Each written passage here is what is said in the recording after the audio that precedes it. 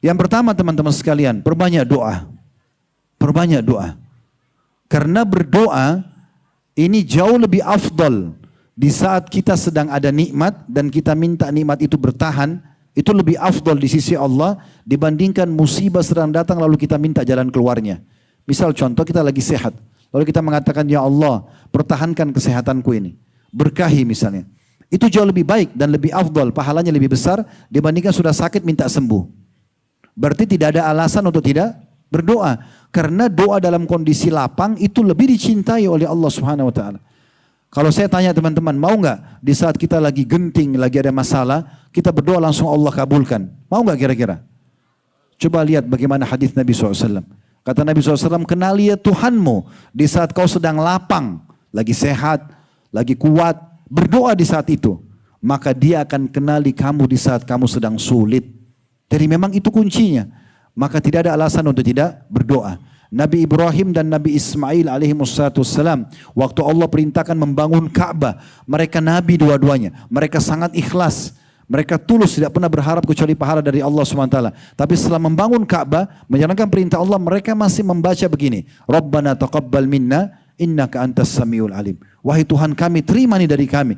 Sesungguhnya kau maha mendengar dan maha mengetahui. Wa tub alaina innaka antat tawwabur rahim. Dan terima taubat kami. Kalau seandainya dalam pembangunan Ka'bah ini, dalam ibadah yang kau perintahkan ada yang salah, taubat dah. Terimalah taubat kami.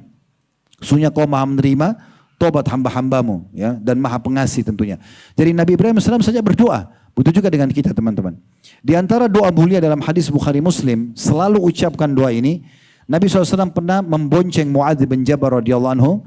Kemudian beliau mengatakan, wahai Mu'adz, sungguh aku mencintaimu. Nabi mengucapkan ini mencintai Mu'adz bin Jabal. Maksudnya karena aku cinta padamu karena Allah, jangan pernah kau tinggalkan selepas salat. Baca, Allahumma inni ala zikrika wa syukrika wa husni ibadatik. Apa artinya? Ya Allah tolong aku ini.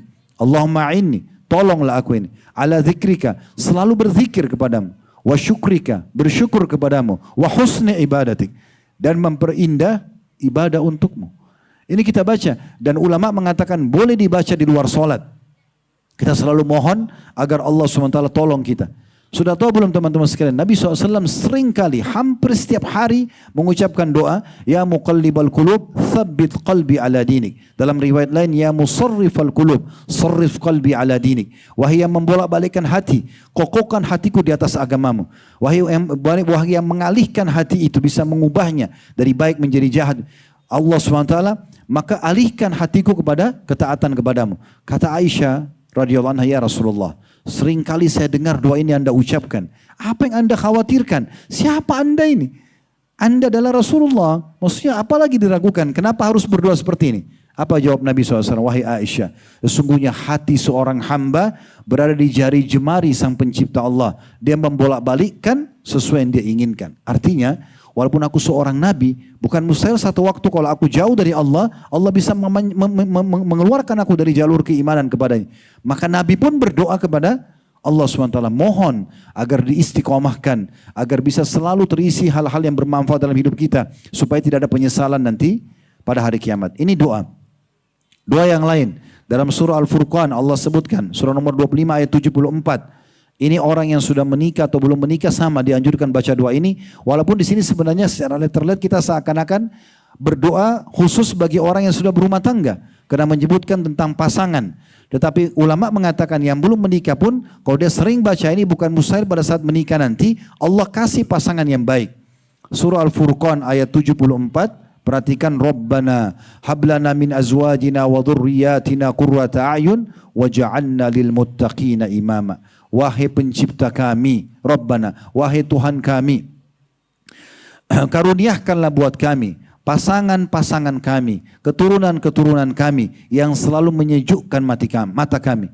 Selalu baik, selalu santun, selalu ramah, selalu baik. Jadikan mereka semua pasangan dan keturunan kami qurrata ayun, penyejuk mata kami, dan jadikan kami sebagai pemimpin orang-orang beriman, orang-orang yang bertakwa. Di sini kita minta agar kita bersama dengan golongan orang-orang yang terbaik yang patuh kepada Allah Subhanahu wa taala. Kemudian juga di dalam surah Al-Ahqaf Allah Subhanahu wa taala menyebutkan di ayat 15. Ini sebenarnya doa ini dianjurkan terutama bagi orang yang di atas 40 tahun.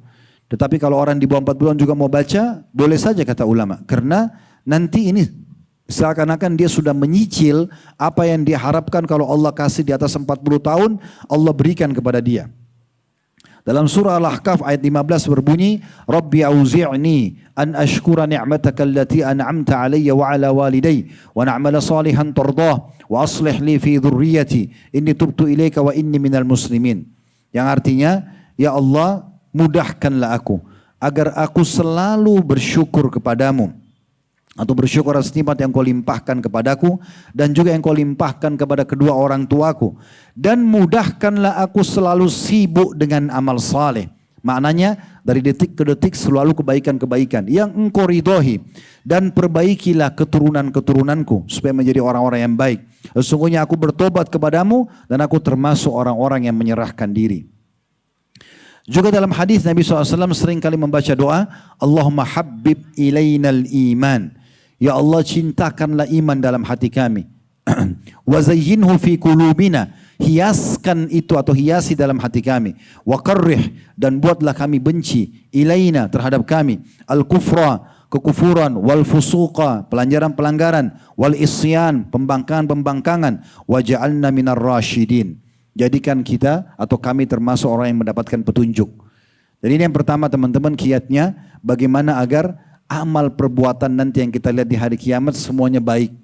Di dunia pun kita akan terpenuhi kebutuhan karena orang-orang soleh dan soleh tadi saya katakan akan diberikan kehidupan yang cukup. Itu buktikan resep yang luar biasa.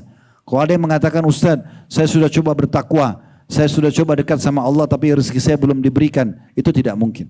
Rezeki Anda akan diberikan. Mungkin Anda masih dalam masa proses dari perbuatan dosa yang pernah Anda lakukan dan Anda baru taubat, masih proses pembersihan. Kalau ini sudah bersih, demi Allah akan terbuka pintu rezeki itu. Allah tidak akan dusta, tidak akan pernah salah dengan janjinya. Innallaha la yukhliful mi'ad. Pasti dibukakan semua pintu kebahagiaan di dunia dan juga di akhirat tentunya.